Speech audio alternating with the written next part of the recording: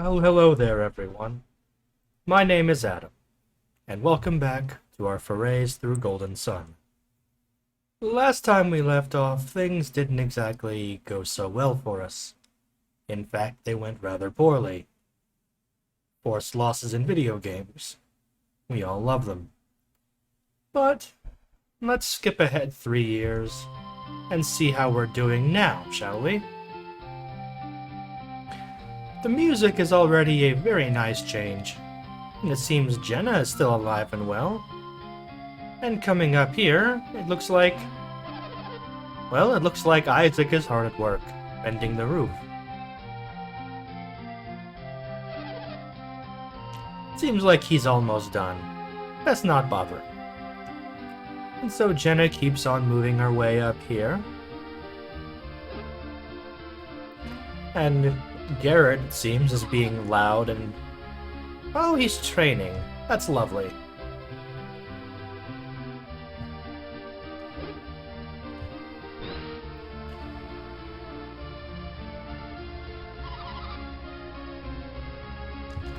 He puts his heart into it, all right.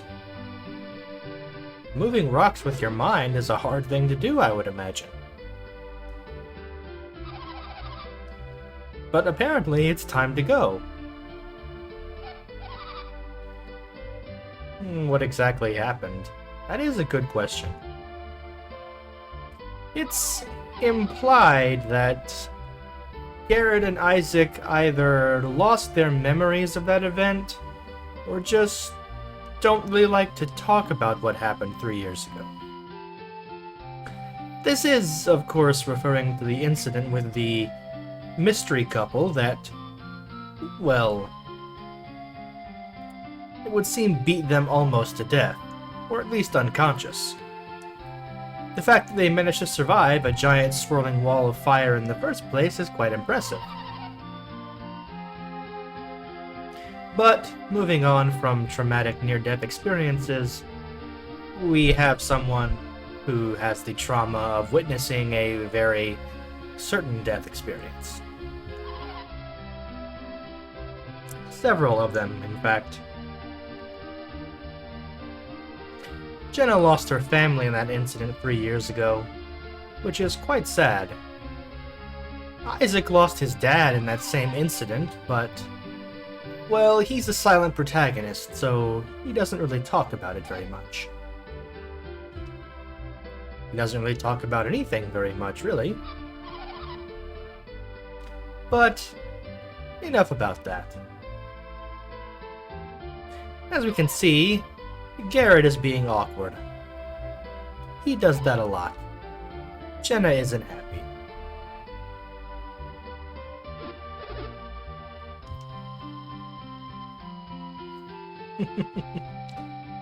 Oh. But she doesn't want to talk about it, in spite of Garrett's cluelessness. Or perhaps because of his cluelessness.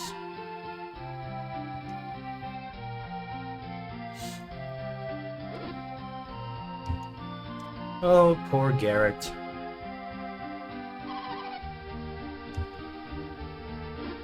It's amusing that Jenna makes a note about leaving Garrett behind if he's too slow, because, as it turns out, he is, in fact, the slowest party member in battle. His speed can be improved with certain combinations of items, gear, and the Jinn, but overall he will still definitely be the slowest party member by far. Not surprising, given he seems to fill the role of the well-meaning but kind of knuckle-headed sort. But, well, he means well, and in spite of his slowness, he is exceptionally strong and will likely have the highest raw physical stats. That being regular strength and attack power, and defense, as well as plenty of HP. Isaac, on the other hand, is our main protagonist sort. He's well balanced in all regards.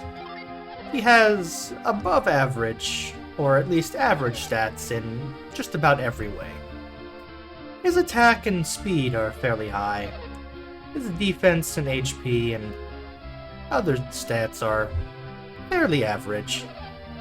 He's not bad at anything, but he's also not really horrific at anything either. It's a comfortable role for him to be in.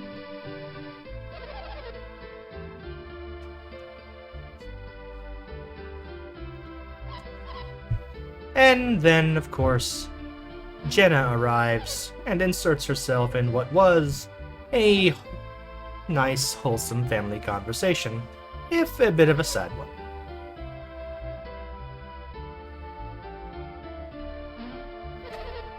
And of course, Garrett is here too.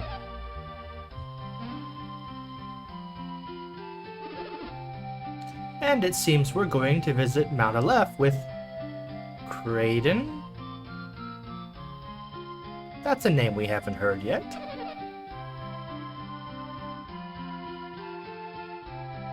But it seems everyone's quite excited for it, even if Dora is less than excited. But it's not just a game, it's part of our studies about the awesome powers of alchemy. And, of course, as we all know, apparently, alchemy is the foundation of all synergy. And apparently, as we also all know, Mount Aleph is the greatest source of it. And Creighton is apparently the best teacher around. Who knew? But now Dora has to wonder, just what use is alchemy? It's a good question. And like most every mother, she would rather her son grow up to be happy and ordinary. But this is an RPG, so of course we still want to go. She isn't really happy about this, but Isaac is stubborn. And comedic moments. Oh, Garrett, we just finished patching that. Oh, lovely shenanigans. Insert laugh track here.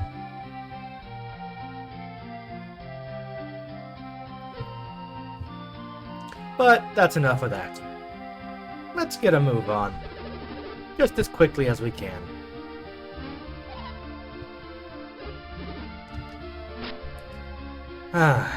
Right after Garrett stops demolishing the house we just finished patching up. Some things never change.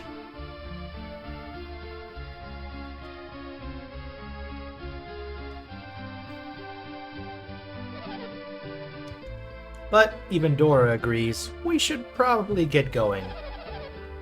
Because this house probably will fall apart if we stick around for too much longer. But it's all good. Isaac's mom will get this fixed up in no time. And of course, she insists we call her Dora, just in case we forgot her name.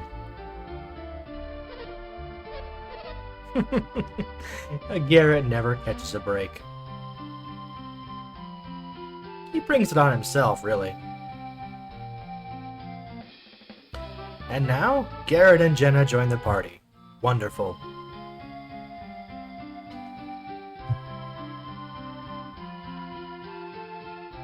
We climb down, and finally, we have control again. So, let's go wander around and explore. Apparently Creighton came here to study alchemy. Are they all related somehow? It's a mystery. And just like in most RPGs, there's random items scattered around in pots and crates and barrels. In most towns. Not everything is going to have something, but most places will have at least one item or two. Apparently, this is Garrett's house.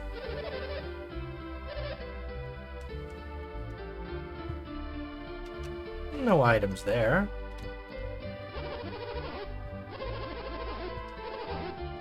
Goodness gracious. Rude people that don't even introduce themselves to the mayor. What is the world coming to? I can see why the mayor would be upset by that. Especially if it's a tradition like it seems to be here. Oh dear, what's Garrett done now? Apparently his training stone crushed her flowers. Poor boy. You have to feel bad for Garrett sometimes. Apparently, Garrett's grandpa is the mayor. But we don't really feel too bad for him. Well, hearing the stories of travelers does sound like fun, but that's no reason to be jealous. Anyway, let's head down this way. Apparently, Vale must remain hidden, because the secrets of synergy can't fall into the wrong hand. It's a law of their village, handed down from long, long ago.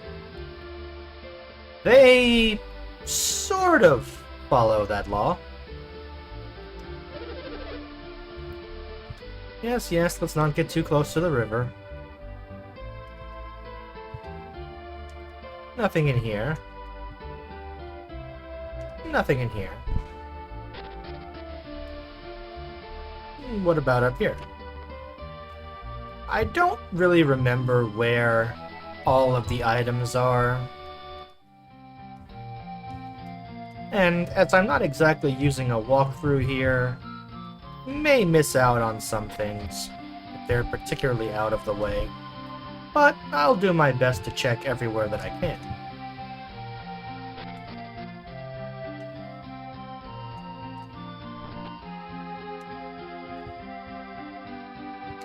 Nothing there. Nothing there. Ooh, pocket change. Lovely. Nothing there. Nothing there. Nothing there.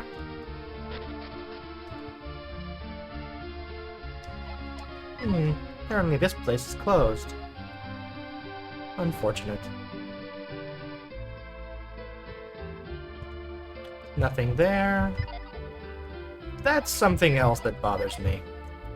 The button to open the menu and to interact with objects is the same button. And considering how you tend to kind of rotate around objects if you aren't in the exact right spot, sometimes checking some objects can be very difficult and frustrating. But this game was made on a handheld system, and precision wasn't exactly a tall order, especially given this game's relatively quick production time for a project of its scale. But we find a smoke bomb. Nothing of note there. Nothing. Apparently, Kraden has some visitors. And we could use our synergy to scare them, but nah, we're a responsible boy. Apparently, we're too serious. And well, apparently synergy is so mysterious that only someone else who has it could figure out the secrets. Secrets are secret. Who knew? But let's go pay a visit to the shop. And here we have the weapon shop. First off, let's sell some things. That smoke bomb we just picked up. The antidote that we just got, because I don't think any enemies around here poison us. Now, selling these herbs may seem like a bad decision, but, well, it's not, for a few reasons, really.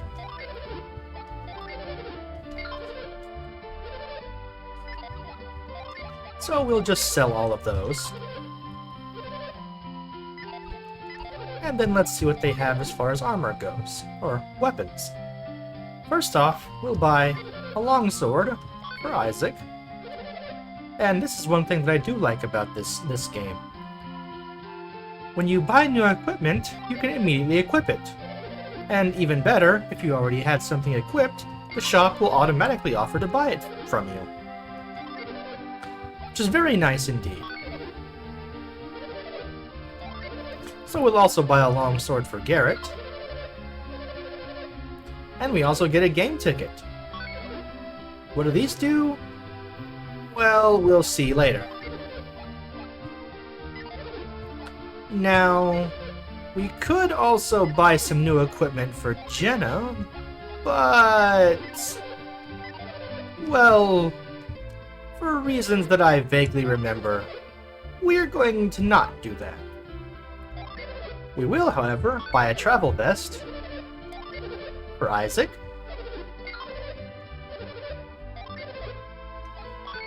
and one for Garrett.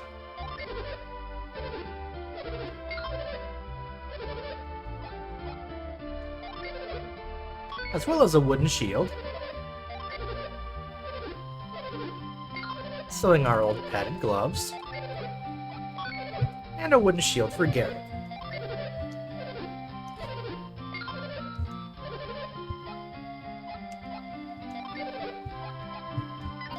Jenna is already fairly well set, so I think we're set on all that for now. And the item shop over here, they sell herbs and antidotes. Nothing we really need. Now, the reason why I said that selling those herbs wasn't such a terrible idea is because, as you can see, we now have synergy, and Isaac starts with a cure synergy, which, as you can see, cures for more total HP than anyone in our party has. Now, as you probably saw, the cure synergy costs 3, and Isaac only has 18 synergy points. Simple math would let you deduce that this means we only have 6 uses of it. But that's something else about this game. Your synergy points will recover and replenish themselves over time just by wandering around outside of battle. Yes, that's right. You technically have infinite synergy points, and you never really need to even visit an inn to rest or recover, or really use items, really. So, if we think back to the prologue, about how people were out of synergy, it may make you wonder, why didn't they just go for a quick jog for a minute or two to recover their synergy? It's quite a mystery indeed. But up here in the inn, we have this mysterious masked individual, who doesn't seem quite happy to see us. But we're just poking around right now. We don't have any business with him in particular, so no, not really. And apparently, he doesn't have anything to say to us either. Well, fine then.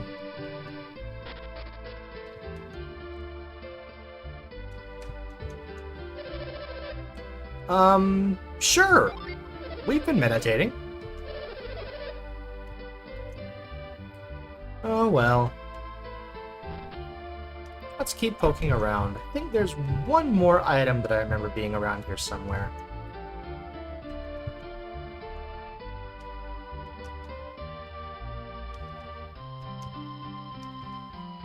Ah, there it is. Spare herb. In the future, maybe I will have to start using a guide just so I know where all the items are. No, this is something else I remember. There's a cave here. We can't quite get in there yet, but we'll be back. For now, we're done here, so let's be on our way. Go finally meet up with Crate.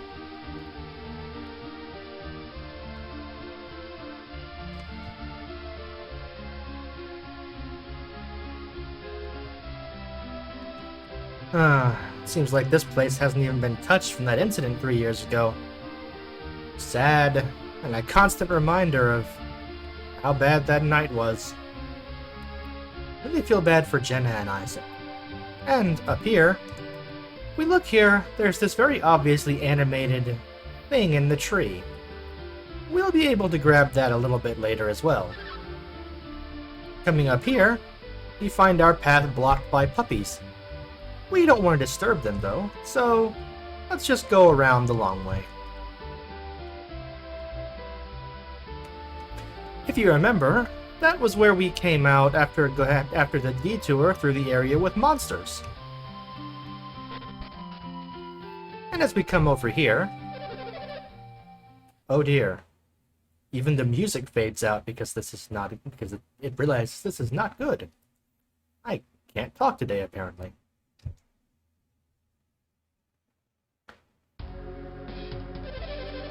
Of course, now the music returns, and it's quite ominous indeed. Apparently, these two know who Kraden is, which doesn't sound like a good thing. They seem impressed by what he knows, but as expected of a stubborn old man, he's a stubborn old man. And he's apparently quite cunning as well. But if he won't go willingly, then these two can always do something.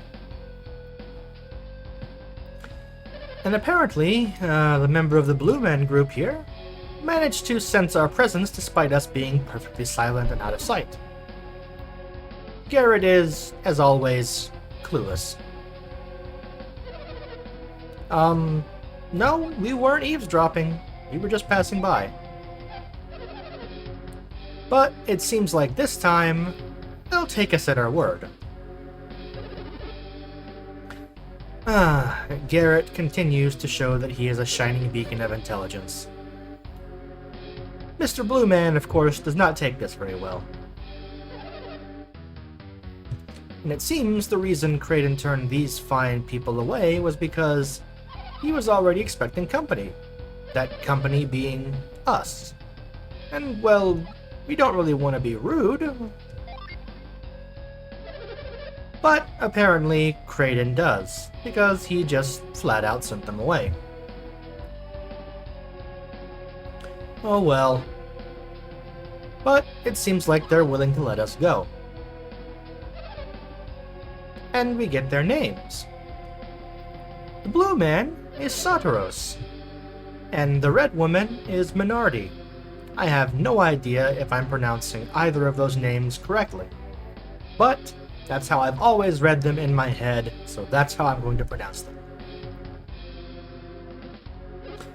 And hey, Satiros and Minardi may be mysterious and unnerving and evil, willing to beat up children, but they're not going to be rude. They'll let us go. And amusingly, walking around in this area will make Satiros and Minardi there always turn to face us directly. Quite strange. And also kind of amusing. Now, this isn't where Kraden's cottage is, but if we come down here, we see that the puppies are now gone. Sigh. Yes, it was just an arbitrary cuteness obstacle to keep us from taking the easy path after going down to the town square. Now, up these squares, we'll have our meeting with Kraden. But I think that we'll just leave things off here for now, and go into that meeting fresh next time. So, until then, see you next time.